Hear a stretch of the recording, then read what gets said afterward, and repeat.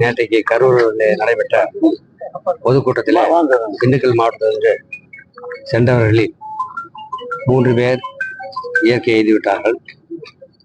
அதோடு இறந்த செய்தியை கேட்டவுடனே மாண்புமிகு முதலமைச்சர்கள் இரவோடு இரவாக கரூருக்கு வந்து அரசு மருத்துவமனையிலே இறந்தவர் உடலுக்கெல்லாம் அஞ்சலி செலுத்திவிட்டு, அதோடு மருத்துவமனையில் சிகிச்சைக்காக அனுமதிக்கப்பட்ட அத்தனை பேருக்கும் ஆறுதல் சொல்லிவிட்டு, இறந்தவருடைய குடும்பத்திற்கு தலா 10 லட்சம் ரூபாய் நிதி வழங்கப்படும் அரசின் சார்பில் என்று அறிவித்துவிட்டு, அதோடு மருத்துவமனையில் சிகிச்சை பெறக்கூடியவர்களால் தலா 1 லட்சம் ரூபாய் வழங்கப்படும் என்று அறிவித்துவிட்டு சென்று விட்டார்.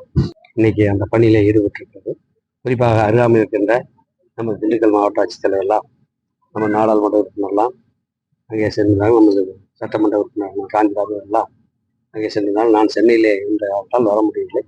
அரசின் சார்பிலே தலா 10 லட்சம் ரூபாய் நிதி கொடுக்க வேண்டும் என்று அந்த காசோலை வழங்க சொல்லி மாவட்ட நிர்வாகத்தின் சார்பிலே அதை வழங்கியிருக்கிறோம். அதோடு எங்களது இயக்கத்தின் சார்பிலே காலையில் சட்டமன்ற உறுப்பினர் நிதி வழங்கியிருக்கார்.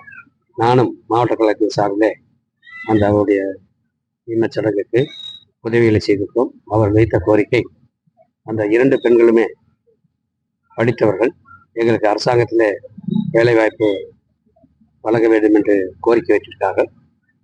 மாண்புமிகு முதலமைச்சருடைய கவனத்துக்கு எடுத்து சென்று அந்த 2 பேருக்கும் வருகின்ற காலத்திலே கல்வி தகுதிக்கேற்ப வேலைவாய்ப்பை வழங்குவோம்.